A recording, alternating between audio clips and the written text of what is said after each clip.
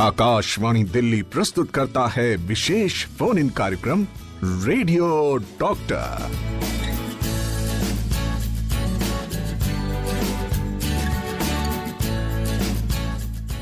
श्रोताओं नमस्कार। कार्यक्रम रेडियो डॉक्टर में आप सभी का स्वागत है। आज मैं हूं आपके साथ आपकी रेडियो दोस्त पूजा शर्मा। दोस्तों, टीकाकरण के अंतर्गत बच्चों को कई गंभीर बीमारियों से बचाने के लिए टीके लगाए जाते हैं और इन टीकों को निर्धारित समय पर लगाना जरूरी है और इन्हीं में से एक बेहद जरूरी टीकाकरण और दवा है पोलियो की। और इसी विषय पर आज हम अपने एक्सपर्ट से बात करेंगे। कार्यक्रम को शुरू करने से पहले हम आपको बता देना चाहते हैं कि आज विश्व पोलियो दिवस है और हर साल 24 अक्टूबर को वर्ल्ड पोलियो डे को मनाने का मकसद इस बीमारी और इससे निपटने के उपायों के बारे में लोगों में जागरूकता फैलाना है। इस वर्ष की थीम है and polio, every child, every vaccine, everywhere, यानी पोलियो का अंत, हर बच्चा, हर टीका, हर जगह। आज इस खास विषय पर बात करने के लिए हमारे साथ मौजूद हैं विशेषज्ञ child specialist doctor MS Tomar. Doctor Tomar, आपका बहुत बहुत स्वागत है कार्यक्रम में। धन्यवाद। दोस्तों, हम इस खास विषय पर अपने विशेषज्ञ से बातचीत करेंगे और आप करेंगे हमें कॉल और पूछेंगे अपने सवाल। इस लाइव फोन इन प्रोग्राम में कॉल करने के लिए आप हमारे नंबर्स देख लीजिए। ये है 01123421080 और 23421082। मैं आपको नंबर एक बार फिर बता देती हूँ, 01123421080 और 23421082।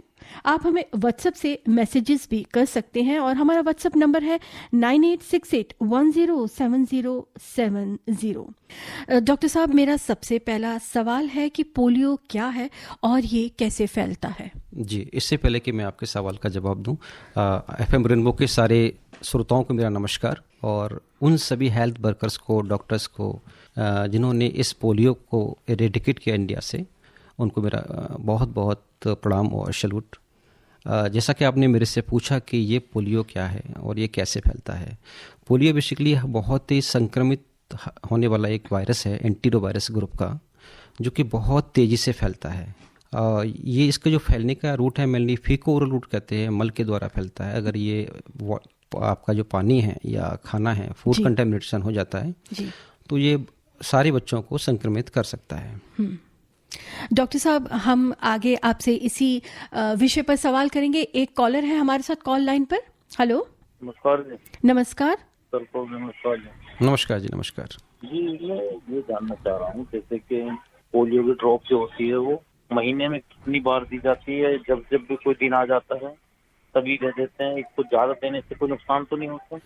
और क्या पोलियो हमारे देश से पूर्ण रूप से समाप्त हो चुका है? सर बहुत अच्छा सवाल किया है। जैसे कि आप जानते हैं कि हमारा लास्ट केस जो पोलियो को देखा गया था 2011 में जी बंगाल में, उसके बाद 2014 में वर्ल्ड हेल्थ ऑर्गेनाइजेशन ने इंडिया को पोलियो फ्री डिक्लेयर किया था। तो हिंदुस्तान से पोलियो ख़त्म हो चुका है, लेकिन खतरा अभी टला नहीं है। इसलिए जब भी एक तो आपका रूटीन वैक्सीनेशन होता है, जिसको हम नेशनल इम्यूनाइजेशन शेड्यूल कहते हैं, जो आपको बच्चे को पैदा होने के बाद हर बार जब भी आप जाते हैं वैक्सीन लगाने के लिए, डॉक्टर आपको पोलियो की खुराक देता है। इसके अलावा ये गवर्नमेंट डिसाइड करती है कि हमें पोलियो रविवार होते हैं जैसे या पल्स पोलियो होते हैं, वो आपको पहले से इन्फॉर्म हो जाता है और जब भी वो होता है तभी आपको बूथ पर जा करके बच्चे को पोलियो की ड्रॉप पिलाना है। ऐसा नहीं है कि आप बार बार हर महीने सोच रहे हैं कि हर महीने हमें जाके पिलाना है। तो जब भी ये उसका एक समय निर्धारित होता है और वो गवर्नमेंट एजेंसी, जो सर्वेलेंस एजेंसी है, वो देखते हैं कि कहाँ पर खतरा ज़्यादा है, कहाँ पर कोई रिस्क तो नहीं है, तो उसी हिसाब से वो पोलियो रिवार्ड डिसाइड करते हैं। श्रोताओं, मैं आप सभी से गुजारिश करना चाहती हूं कि आज वर्ल्ड पोलियो डे पर हम बेहद खास विषय पर बातचीत कर रहे हैं अपने एक्सपर्ट से, डॉक्टर MS तोमर से, और मैं चाहती हूं कि आप सभी इसी से संबंधित सवाल जो हैं अपने पूछें और नंबर्स तो मैं आपको पहले ही बता चुकी हूं। डॉक्टर साहब, कोई बच्चा कब और कैसे पोलियो से ग्रसित होता है और इसके क्या लक्षण होते हैं? हाँ, जैसे कि हमने अभी पहले ही बताया था कि ये बहुत ही संक्रमित होने वाला वायरस है, बहुत तेज़ी से फैलता है। तो अगर किसी एक बच्चे को भी अगर पोलियो होता है तो ये जो संक्रमित पानी है या संक्रमित खाना है, उसके थ्रू आसानी से फैल जाता है। जी।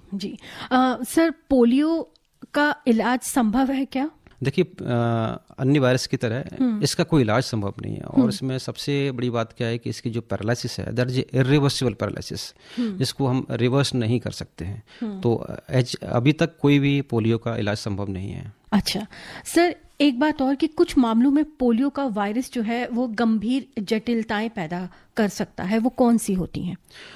जैसे आपने देखा कि जो पोलियो वायरस है ज़्यादातर बच्चों में कोई भी लक्षण पैदा नहीं करता है जी।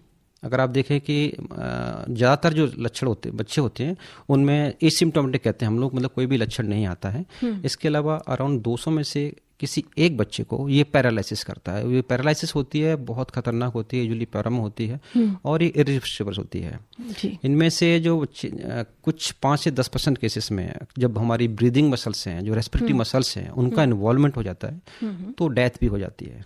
अच्छा डॉक्टर साहब, पोलियो के लिए कौन कौन सी वैक्सीन है? ये बहुत ही आई थिंक इम्पॉर्टेंट क्वेश्चन है कि इसके लिए, और जो सवाल हमारे पास आ रहे हैं, श्रोता हमें लिख रहे हैं व्हाट्सएप पे, वो भी यही जानना चाहते हैं कि पोलियो के लिए कौन सी ऐसी वैक्सीन हैं जो बहुत इम्पोर्टेंट हैं। देखिए, आपने अमिताभ बच्चन जी को तो सुना ही होगा जी कि डबल सुरक्षा जी। तो आजकल जब ऐसी कंडीशंस में जब हम लोग पोलियो फ्री हो चुके हैं, उस समय हमें ओरल पोलियो के साथ साथ इंजेक्शन पोलियो दिलाना भी बहुत ज़रूरी है। तो जब भी आप जाते हैं, आंगनबाड़ी जाते हैं या गवर्नमेंट हॉस्पिटल्स में जाते हैं या अपने डॉक्टर्स के पास जाते हैं, तो वो आपको शेड्यूल के हिसाब से इंजेक्शन पोलियो भी देते हैं। तो ओरल पोलियो के साथ साथ इंजेक्शन पोलियो भी देना बहुत ज़रूरी है। आपको चूकना नहीं है।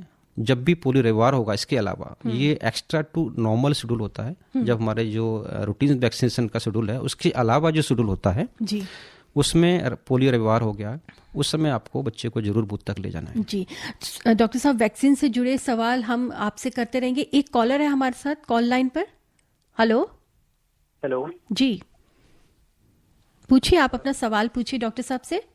एक्चुअली मेरी 4 साल की बच्ची है जी। तो मैंने पोलियो की वैक्सीनेशन तो हो गई है जी, बट और भी उसके साथ कौन सी वैक्सीनेशन नेसेसरी रहेगी? जी, बहुत अच्छा सवाल किया आपने। आप अपना नाम बताइए, कहाँ से बोल रहे हैं?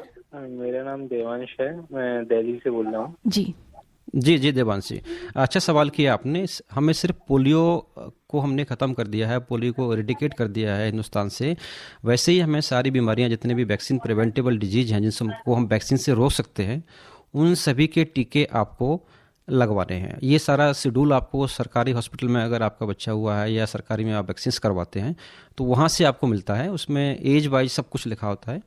तो इसके अलावा आपका डीपीटी का वैक्सीन है, निमोनिया का वैक्सीन है, पोलियो का वैक्सीन है और एमएमआर का है, जो इसको measles, mumps and rubella vaccine कहते हैं। ऐसे बहुत से वैक्सीन हैं जिनको आपको समय समय पर लगवाना चाहिए, उन्हें छोड़ना नहीं है, क्योंकि जितने भी जो वैक्सीन मैं आपको बता रहा हूँ इनका कोई इलाज नहीं होता है जी।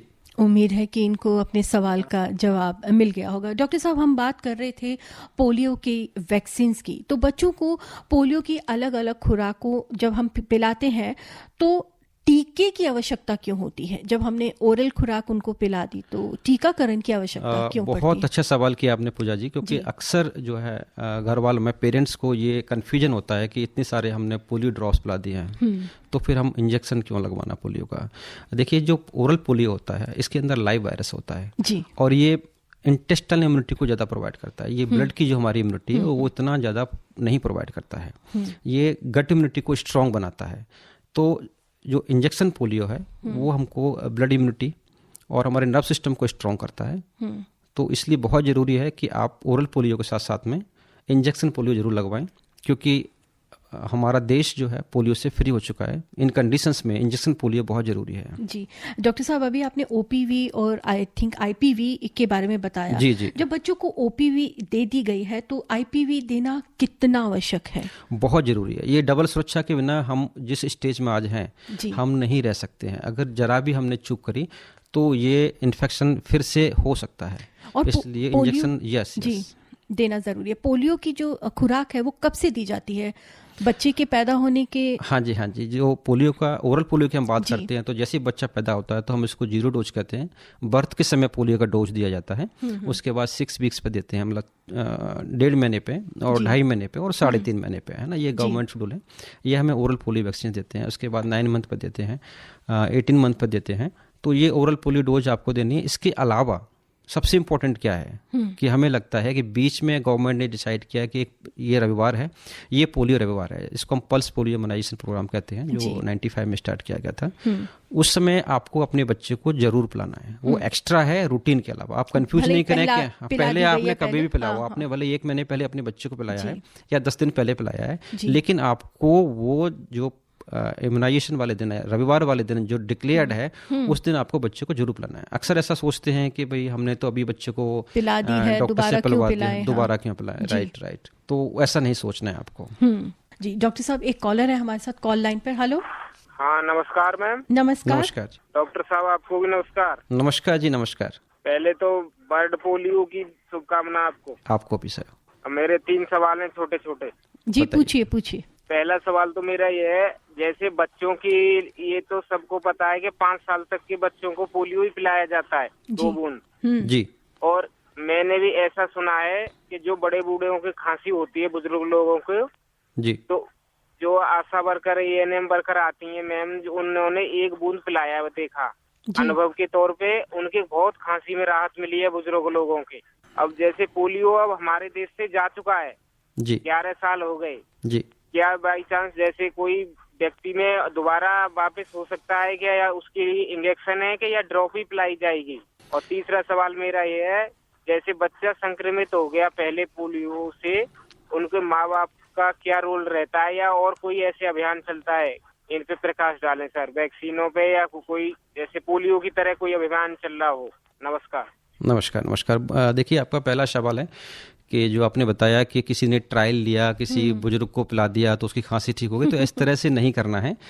हर दवा होती है, बहुत इंपॉर्टेंट होती है, दवा को दवा की तरह से यूज करना है। पोलियो जो वैक्सीन है, इसमें अंदर वायरस होता है, तो इस तरह से आपको नहीं देनी है, और ना ही ऐसा कोई एविडेंस है कि इसको पिलाने से उसकी खांसी ठीक हो गई या कोई बीमारी ठीक हो सकती है। पहला सवाल आपका था।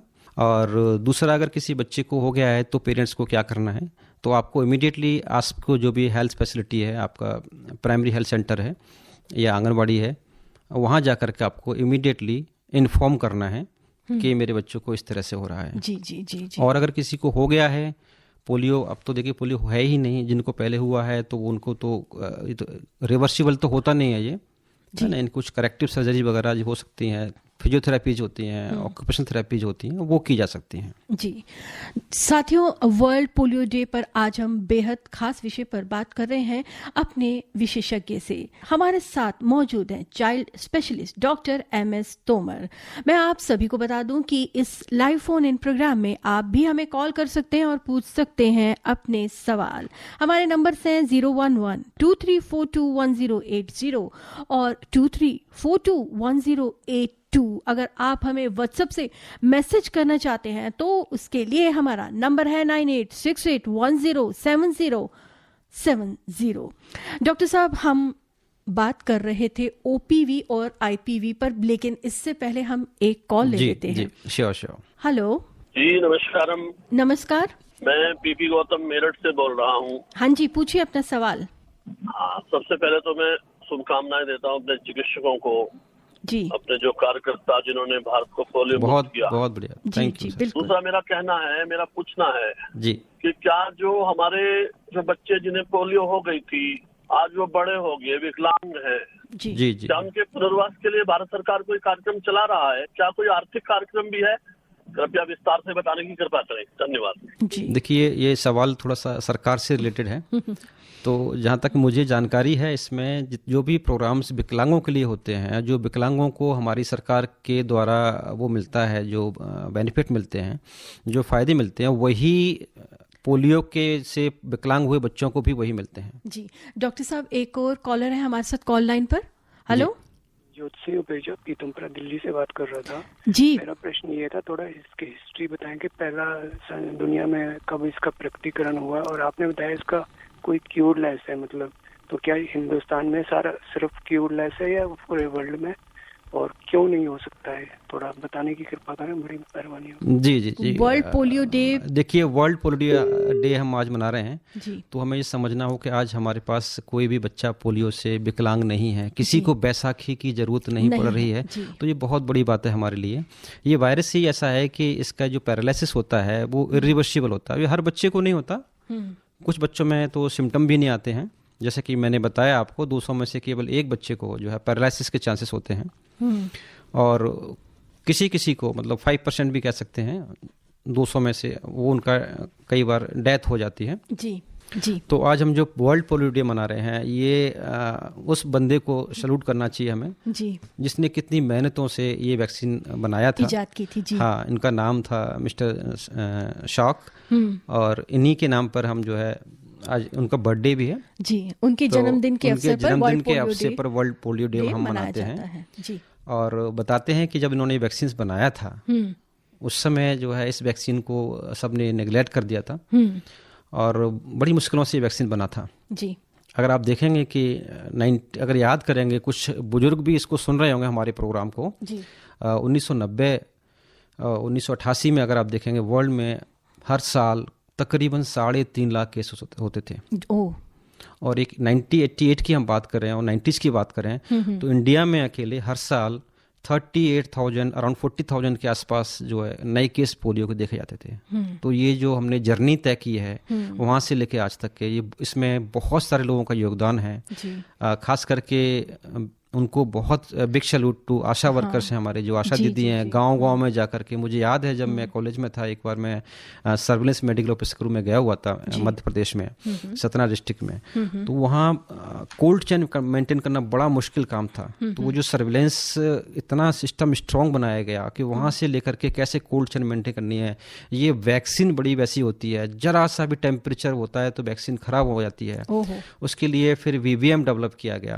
तो वो बेचारे कैसे वहाँ से लेके जाते हैं कोल्ड चेन में।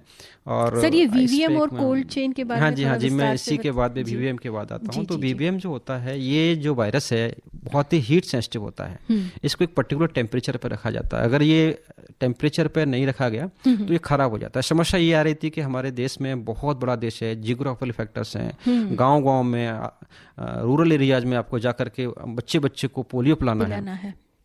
तो हम कैसे इसकी पोटेंसी को मेंटेन करें, कैसे इसको हम सेफ रखें, ये बड़ा मुश्किल काम था। तो जो VVM होता है इसको हम वैक्सीन वाइल मॉनिटर कहते हैं। और जब भी आपके घर में कोई पिलाने आता है तो आप भी चेक कर सकते हैं कि ये वैक्सीन सेफ है, क्या इफेक्टिव रहेगी मेरे बच्चे के लिए या नहीं रहेगी। तो आप चेक कर सकते हैं। वो कैसे चेक करना है, इसमें देखिए आप जैसी वैक्सीन का जो वाइल पिलाने वाले आते हैं उसमें एक सर्कल बना होता है, एक आउटर रिंग होती है, एक इनर स्क्वायर होता है।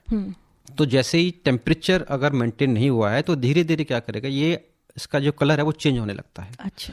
और आउटर रिंग का और इनर सर्कल का जो स्क्वायर है उसका कलर एक जैसा होने लगता है। इसका मतलब ये वैक्सीन अब सेफ नहीं है।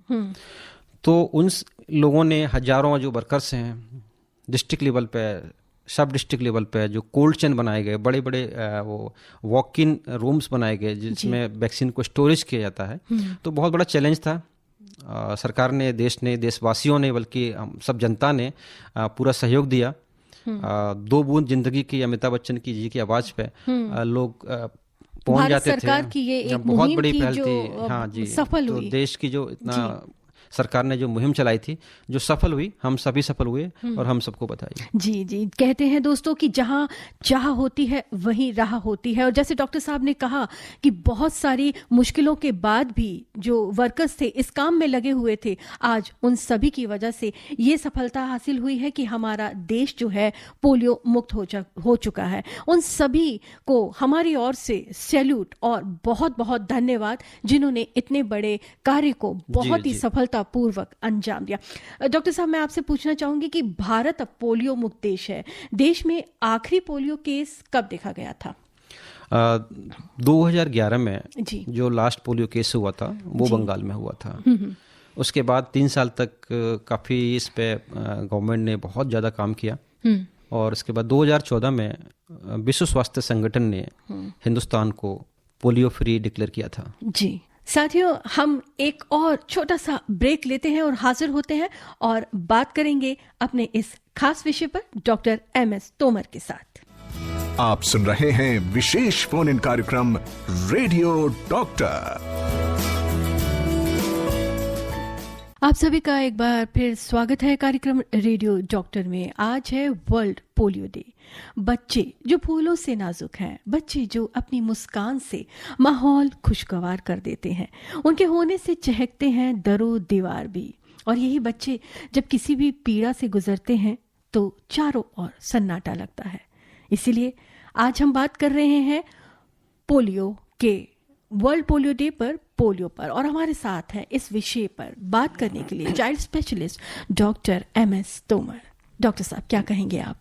जी, बहुत बढ़िया आपने प्रोग्राम रखा है जी। और ये याद दिलाने के लिए कि कितनी मेहनतों से हमने ये दिन को देखा है। जी, एक कॉलर है हमारे साथ कॉल लाइन पे, पहले उनकी बात सुन लेते हैं, फिर हम आपसे। जी जी। हेलो। हेलो, नमस्कार मैडम। नमस्कार डॉक्टर साहब को भी नमस्कार। नमस्कार जी, नमस्कार। पहले तो सारे भारतवासियों को वर्ल्ड पोलियो डे की हार्दिक शुभकामनाएं। आपको भी सर। जी, आप अपना सवाल पूछिए। सवाल है, मेरे 2 बेटे हैं जी। एक 15 साल का है और एक 9 साल का है जी। तो सर, अब इनको जरूरत है कोई वैक्सीन या दवा पिलाने की? नहीं, पोलियो की जरूरत नहीं है आपको। लेकिन पोलियो के अलावा जो वैक्सीन है, जैसे 9 साल का है, 15 साल का है, तो 9-10 साल पे आपको DPT का वो लगता है। इसके अलावा जो वैक्सीन लगते हैं वो आपके कार्ड में मेंशन होंगे, या फिर आप अपने नज़दीकी केंद्र पे, टीकाकरण केंद्र होते हैं, वहाँ जा करके पता कर सकते हैं। वैक्सीन जरूर लगवाना है, केवल पोलियो से ही नहीं सर, बाकी बीमारियों से भी बच्चों को बचाना है। जी, कुछ पूछ रहे थे आप? हाँ, मैं ये पूछ रहा था, वो जो कार्ड थे ना इन दोनों बच्चों के, जी जी, वो इधर उधर गुम हो गए, तो क्या वो लोग? आपको याद होगा कि आपने लास्ट वैक्सीन कब लगवाया था। शेड्यूल बड़ा फिक्स होता है, एज वाइज होता है जो शेड्यूल होता है हमारा। तो आपने जो भी वैक्सीन छोड़े हैं उनको आप लगवा सकते हैं। धन्यवाद सर। जी सर, इसी से मिलता जुलता एक सवाल है। उत्तर प्रदेश से मनोज कुमार पूछ रहे हैं कि कितनी उम्र तक ये वैक्सीन लगवाए जा सकते हैं बच्चों को? हाँ जी, हाँ जी, मनोज कुमार जी नमस्कार। अच्छा सवाल किया आपने। ये हम लोग जितना भी प्रोग्राम चलता है, चाहे पल्स पोलियो प्रोग्राम हो या जो रूटीन वैक्सीनेशन है, वो अंडर 5 ईयर्स बच्चों के लिए रहता है जी। क्योंकि अंडर 5 ईयर्स के बाद यूजुअली सारे बच्चे इम्यूनाइज हो जाते हैं, तो फिर उनको जरूरत नहीं होती है। डॉक्टर साहब, हम बात कर रहे थे OPV और IPV के बारे में, इसे थोड़ा सा विस्तार में बताइए। जी देखिए, मैंने पहले बताया था कि ओरल पोलियो वैक्सीन होता है, इसके अंदर वायरस होता है, वो लाइव वायरस होता है, एटीन्यूएटेड होता है, वीक वायरस होता है। तो ये हमको मेनली गट की इम्यूनिटी प्रोवाइड करती है। मतलब ये पेट की इम्यूनिटी को, अगर कोई वायरस आपने जैसे ओरल पोलियो लिया हुआ है और कभी वायरस का संक्रमण हुआ है, तो सबसे पहले ये वायरस जाता है और हमारे इंटेस्टाइन में मल्टीप्लाई करता है। तो उस मल्टीप्लिकेशन को ओरल पोलियो वैक्सीन रोकती है। जी। तो ये बहुत जरूरी हो गया हमारे लिए कि ओरल पोलियो वैक्सीन तो लेना ही है। जी। इसके अलावा हार्ड इम्यूनिटी के लिए और जो ब्लड की इम्यूनिटी है उसके लिए हमें इंजेक्शन पोलियो लेना भी जरूरी है। जी।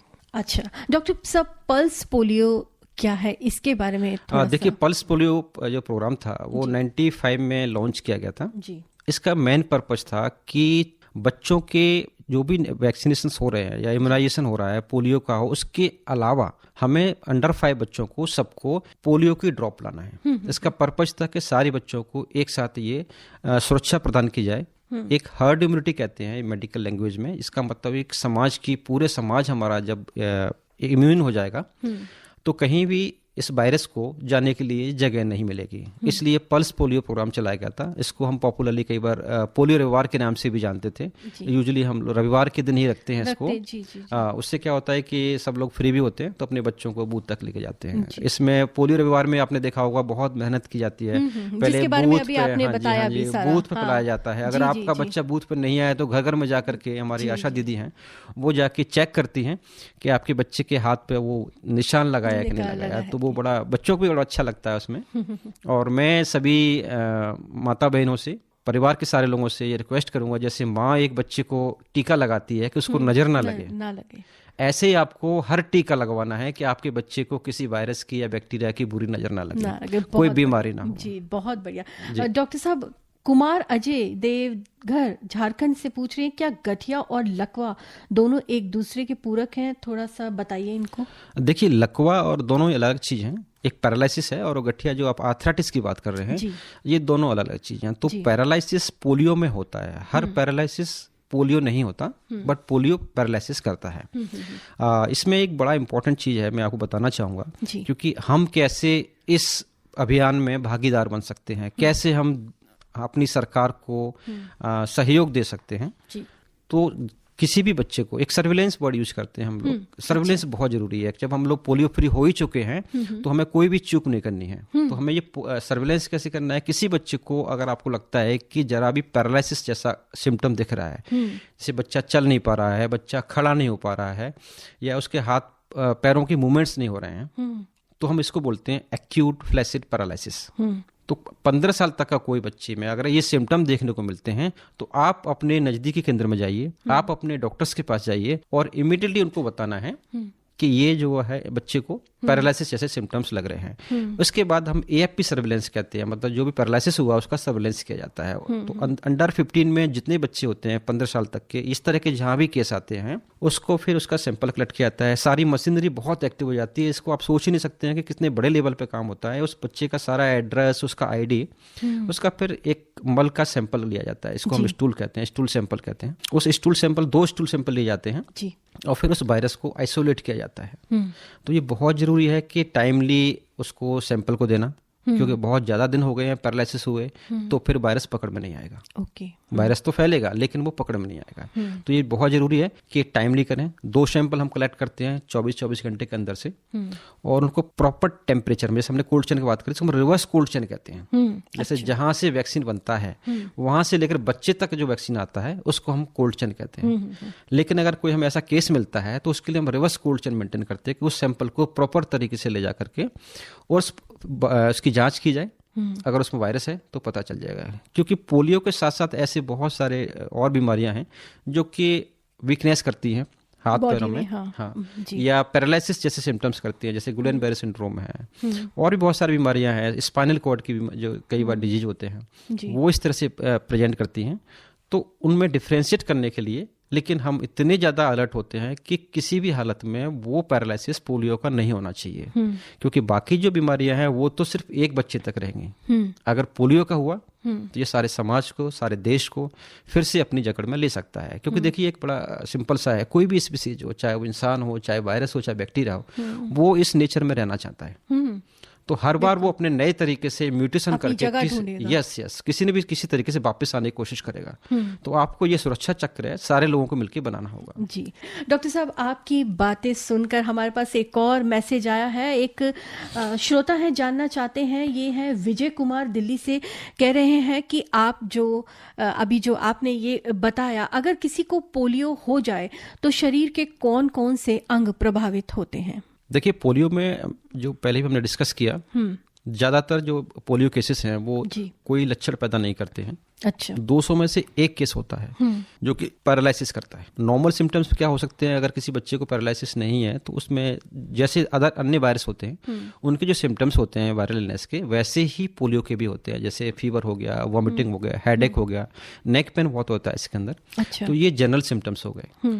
अगर पैरालिसिस है तो आपको इमीडिएटली रिपोर्ट करना है। अगर ये वायरस क्या होता है, नर्व सिस्टम को अफेक्ट करता है, तो अगर ये हमारी ब्रीदिंग मसल्स को इन्वॉल्व कर लेता है तो ये हमारे उसमें कई बार रेस्पिरेटरी फेलियर हो जाता है, सांस रुक जाती है, तो वो उसमें डेथ भी हो सकती है। जी डॉक्टर साहब, दिल्ली से शांति कुमारी पूछना चाहती हैं कि क्या ये मस्तिष्क को भी प्रभावित करता है? यस बिल्कुल, ये पूरे नर्व सिस्टम को इफेक्ट करता है। जैसे स्पाइनल कॉर्ड पे जो हमारे पैरों की पैरालिसिस मेनली करता है, बट ये ब्रेन को भी इन्वॉल्व कर सकता है। और उससे क्या बच्चे के सीखने की और लर्निंग जो कैपेसिटी है उस पर भी इफेक्ट पड़ता होगा? बिल्कुल हो सकता है, लेकिन मेनली जिसका जो वायरस है वो पैरों की जो पैरालिसिस होती है उसको ज्यादा करता है। तो इसलिए आपने जितने भी पोलियो केसेस अभी तक देखे होंगे उसमें ज्यादातर विकलांग बच्चे देखे होंगे। जी जी जी। डॉक्टर साहब, दिल्ली से नीरज हमसे सवाल कर रहे हैं कि बच्चों के लिए पोलियो के अलावा और कौन से टीके हैं जो पोलियो जितने ही आवश्यक हैं? देखिए बड़ा सिंपल सा आपको फॉर्मूला याद करना है, आपको याद करने की जरूरत नहीं है। हमारी सरकार जो है बहुत जो है तरह तरह के प्रोग्राम चलाती हैं। आपको जैसे बच्चा पैदा होता है बड़ा सुंदर सा एक वैक्सीन कार्ड मिल जाता है जिसमें सब कुछ डिटेल लिखा होता है। जैसे DPT का हो गया, रोटा वायरस का हो गया, आजकल तो बहुत सारे वैक्सीन, ऑलमोस्ट सारी वैक्सीन गवर्नमेंट दे रही है। निमोनिया का वैक्सीन हो गया, MMR का हो गया। आप देखते हो पहले कितने खसरा फैलता था बच्चों को, आजकल नहीं होता है क्योंकि हमने उसको इतना अच्छा कवरेज दिया हुआ है। तो कवरेज इज़ वेरी इंपॉर्टेंट। अगर आप चाहते हैं कि कोई भी बीमारी नहीं इरेडिकेट हो जाए और नहीं आए, तो कम से कम कवरेज है हमारे हिंदुस्तान में 95 से ऊपर होना चाहिए, जो कि नेशनल एवरेज अभी 76% है। कुछ स्टेट में तो आप देखेंगे कि जो वैक्सीन का कवरेज है 30%, 35% तक ही है। तो ये हमें देखना जी। साथियों, सभी अस्पतालों में बच्चों के लिए कार्ड शुरुआत से ही बन जाता है, जब वो पैदा होते हैं। जरूरत है तो सिर्फ आपको समय पर उनको ले जाने की और पोलियो ड्रॉप्स पिलाने की। जी डॉक्टर साहब, पोलियो की खुराक और टीकाकरण के बाद भी कुछ सावधानियां बरतने की जरूरत है जिससे बच्चा पूरी तरह स्वस्थ रहे, ये पूछ रही हैं गाजियाबाद से निशा। हाँ निशा जी, देखिए जनरल जो बच्चों को बड़े करने के जो तरीके हैं, हाइजीन आपको मेंटेन करना है। तो वो जिससे इन्फेक्शन के न केवल पोलियो बल्कि बाकी बीमारियों के भी फैलने के संभावना कम हो जाती हैं। डायरिया है, निमोनिया है, तो आपको हाइजीन बच्चे की मेंटेन करना है जी। और समय समय पर पोलियो की दवाई पिलानी है। डॉक्टर साहब, दिनेश कुमार भंडारी नेपाल से हमें लिख रहे हैं, व्हाट्सएप कर रहे हैं मैसेज कि पोलियो की कमी से क्या क्या समस्या या लक्षण दिखने शुरू हो जाते हैं, प्लीज बताइए। हाँ जी, वो कमी शायद कुछ उन्होंने लिखने में गलती किया है। ये पोलियो के लक्षण जानना चाह रहे हैं, जो कि हमने अभी डिस्कस कर चुके हैं। हाँ, कि सिम्टम बेसिक तो वही होते हैं जैसे सारी बीमारियों में। शायद इन्होंने हमारा प्रोग्राम स्टार्टिंग में ना सुना हो, तो शायद इसीलिए क्वेश्चन किया। आप जल्दी से इनके लक्षण बता दीजिए। वही खांसी, बच्चों में फीवर है, उल्टी आना है, बुखार आना है जी, और दस्त हो सकते हैं। तो ये सारे सिम्टम जनरल होते हैं और फिर इसके बाद कुछ केसेस में पैरालिसिस देखने को मिलता है। सभी केसेस में ऐसा नहीं होता है। आज हम बात कर रहे हैं वर्ल्ड पोलियो डे पर, इस खास विषय पर पोलियो के बारे में, और हमारे साथ है child specialist doctor MS Tomar. Doctor साहब, अगर कोई इंसान लकवे से ग्रसित है तो उसके पूरी तरह स्वस्थ होने की उम्मीद कितनी होती है? देखिए, पोलियो से जो लकवा होता है या पैरालिसिस होती है, इरिवर्सिबल होती है जी। तो इसकी संभावना नहीं होती है उसमें। उसके बाद जो हमने डिस्कस किया था कि इसमें ऑक्यूपेशनल थेरेपी है, फिजियोथेरेपी है, या अन्य चीज़ें की जा सकती हैं, सर्जरीज हो सकती है, बट इसका वो नहीं हो सकता, रिवर्सिबल नहीं होता ये जी। डॉक्टर साहब, विधि कानपुर से जानना चाहती हैं कि बच्चों के लिए पोलियो के अलावा और कौन से टीके हैं जो पोलियो जितने ही आवश्यक हैं? देखिए, जितने भी वैक्सीन बीमारियां हैं और जिनके लिए वैक्सीन अवेलेबल है, जिनके लिए टीका अवेलेबल है, वो सारे के सारे उतने ही जरूरी हैं। क्योंकि आज पोलियो डे है तो हम पोलियो की बात कर रहे हैं, लेकिन उससे ज़्यादा जरूरी है कि हर वैक्सीन, चाहे टिटनेस कोई ले लीजिए, छोटा सा बीमारी होता है टिटनेस, बट गांव का जो लेबर वो क्लास है वो भी जानता है कि मुझे लोहे से चोट लगी है तो मुझे ये वैक्सीन लगाने जाना है, मुझे टीका लगवाना है, टिटनेस का इंजेक्शन लगवाना है। तो ऐसे ही हर वैक्सीन बहुत ज़रूरी है।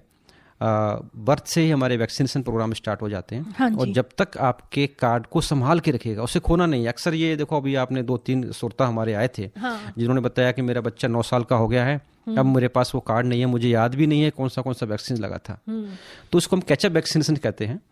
आप जाइए और आपको जो वैक्सीन छूट गए हैं, आपको याद है किस उम्र तक लगे हुए हैं, उस उम्र के बाद के जो वैक्सीन है उनको जरूर लगवा लीजिएगा। हर जो है टीका बहुत जरूरी होता है बच्चे के लिए। जी। और इसी सभी के बीच में डॉक्टर साहब, रवि जोशी मेरठ से कह रहे हैं कि वर्ल्ड पोलियो डे पर आपने एक सरल भाषा में बहुत अच्छी जानकारी दी, इसके लिए आपको बहुत बहुत धन्यवाद। धन्यवाद सर। जागरूक कर रहे हैं यहाँ पर सभी को, और आप बता रहे हैं इस विषय पर बेहद जानकारी जो इम्पोर्टेंट है, उसके लिए हम आपका आभार करते हैं। और हम आपका आभार करते हैं कि आप इस प्रोग्राम को सुन रहे हैं, और इस प्रोग्राम को सुनने के बाद आप अपने व्यूज भी हमें बता रहे हैं। बहुत अच्छा लग रहा है ये, बल्कि आपके मैसेज से कि आप हौसला अफजाई जो कर रहे हैं। यस, और हमें सबको ही करना है, बल्कि सबको मिलके ही इससे लड़ना है। बिल्कुल।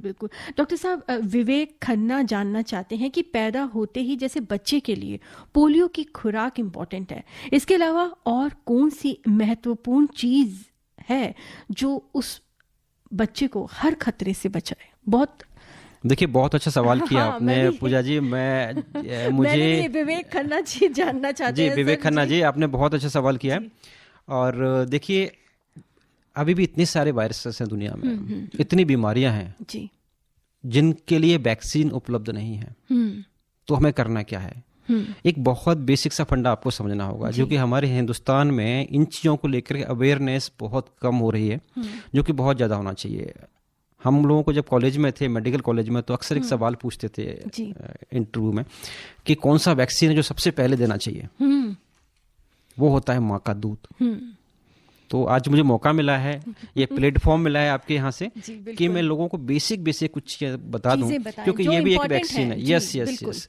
तो बच्चे को माँ का दूध पिलाना है आपको 6 महीने तक। बहुत सारे इफ एंड वर्ड्स होते हैं, बहुत सारे कन्फ्यूजन होते हैं कि बच्चे को माँ का दूध कम पड़ जाता है, बच्चा भूखा रह जाता है, गाय का दूध अच्छा होता है। ये सारी चीज़ें आपको भूल जानी है। एक्सक्लूसिव मतलब बिल्कुल भी आपको एक ड्रॉप भी नहीं देनी है। 6 महीने तक माँ का दूध ही पिलाना है। क्योंकि आपको एक चीज़ समझनी है, जो बच्चे माँ का दूध पीते हैं उनको बहुत सारे कैंसर्स नहीं होते हैं। जो बच्चे माँ का दूध पीते हैं उनको allergy, asthma, diabetes, hypertension, obesities, allergy, इतनी सारी बीमारियां होने की संभावना बहुत कम हो जाती है। उन बच्चों को आईक्यू लेवल होता है, देखिए बच्चे का ब्रेन का जो डेवलपमेंट 2 साल तक ही होता है और आईक्यू 2 साल तक ही बनता है, जितना ही बनना है। तो जो बच्चे माँ का दूध पीते हैं उनका जो आईक्यू लेवल बहुत अच्छा होता है। तो पहला वैक्सीन आपको माँ का दूध है, वो जरूर देना है। इसके अलावा आपके जो कार्ड में लिखे हुए हैं वो जरूर देना है। जी। डॉक्टर साहब, आपकी बातें सुनकर ना देखिए एक और सवाल हमारे पास आ गया है। यहाँ पर चारुलता का वो पूछ रही है कि डॉक्टर साहब, हालांकि ये सवाल जो है उनका वो पोलियो से रिलेटेड नहीं है, लेकिन गर्भावस्था में कौन से इम्पोर्टेंट टीके हैं जो माँ को लगवाने चाहिए, जो उसको उसकी आने वाली संतान को कई बीमारियों से बचाते हैं? बिल्कुल। देखिए अभी जो अच्छा सवाल किया, हाँ जी, ये बहुत अच्छा सवाल किया आपने। सबसे पहले जो हिंदुस्तान में हम लोगों को देखने को मिलता है, आज भी कितनी माँ है वो कुपोषण का शिकार है, उनका वजन बहुत कम है, उनमें आयरन की कमी है। तो सबसे पहले मैं आपसे सबसे ये रिक्वेस्ट करूंगा कि जब भी गर्भावस्था के दौरान माँ के खान पान का बहुत ध्यान रखा जाए, प्रॉपर उनको न्यूट्रिशन दिया जाए, ताकि होने वाले बच्चा है उसका इम्यूनिटी भी अच्छा होगा और स्वस्थ भी रहेगा। बाकी टिटनेस के जो टीके लगते हैं वो आपको लगवाने हैं। आपका जो गायनेकोलॉजिस्ट होगा, आपके जो डॉक्टर होंगे, अगर कोई और वैक्सीन की जरूरत है तो वो आपको टाइमली एडवाइस करेंगे कि आपको जैसे कभी MMR का वैक्सीन लगाना होता है उससे पहले, प्रेगनेंसी से पहले। तो बहुत सारे अलग अलग वैक्सीन होते हैं, कुछ जिनको लगा सकते हैं, जो हमारे गवर्नमेंट शेड्यूल में अभी वो टिटनेस का वैक्सीन है वो दिया जाता है। जी डॉक्टर साहब, अब कार्यक्रम का समय बहुत कम रह गया है। जी। आज के विषय से संबंधित कोई ऐसी खास बात हो जो रह गई हो और आवश्यक हो और आप चाहते हैं कि उस पर आप कुछ कहें और हमारे साथ साझा करें, तो बताइए। देखिए, मैं इतना ही कहना चाहूँगा कि खतरा अभी टला नहीं है जी। संभावनाएं बहुत हैं, क्योंकि कई पड़ोसी देशों में जो है पोलियो अभी भी है, वाइल्ड पोलियो कहते हैं, वो कुछ देशों में है। तो हमारा जो माइग्रेशन होता है, आना जाना रहता है, उससे पोलियो की संभावना बनी रहती है। और ये सुरक्षा चक्र इतनी मेहनत से हमने जो बनाया है, इसको टूटने नहीं देना है जी। और डबल सुरक्षा बहुत जरूरी है, ओरल पोलियो, इसके साथ साथ इंजेक्शन पोलियो। जी, तो श्रोताओं, यूं तो हमारा देश पोलियो मुक्त हो चुका है, लेकिन डॉक्टर साहब ने जैसा कहा कि खतरा अभी भी टला नहीं है और हमें सतर्क रहना है। करना क्या है? बस बच्चे के पैदा होते ही उसको पोलियो की ड्रॉप्स पिलानी शुरू करनी है और टीकाकरण पर भी खास ध्यान रखना है, ताकि वो आजादी से मन चाहे तरीके से अपनी जिंदगी खुले तौर पर जी सके। तो आज हमने वर्ल्ड पोलियो डे पर बेहद खास जानकारी प्राप्त की कि कैसे पोलियो से अपने बच्चों को बचाया जा सके। हमारे विशेषज्ञ थे child specialist doctor MS Tomar, जिनका हम धन्यवाद करते हैं कि वो यहाँ आए और हमारे साथ इतनी महत्वपूर्ण जानकारी साझा की। डॉक्टर साहब, आपका बहुत बहुत धन्यवाद। और श्रोताओं, अब मुझे यानी अपनी दोस्त पूजा को दीजिए आज के लिए इजाजत। नमस्कार। अभी आप आकाशवाणी दिल्ली से विशेष फोन इन कार्यक्रम रेडियो डॉक्टर सुन रहे थे। कार्यक्रम की प्रस्तुतकर्ता थी शालिनी मित्तल।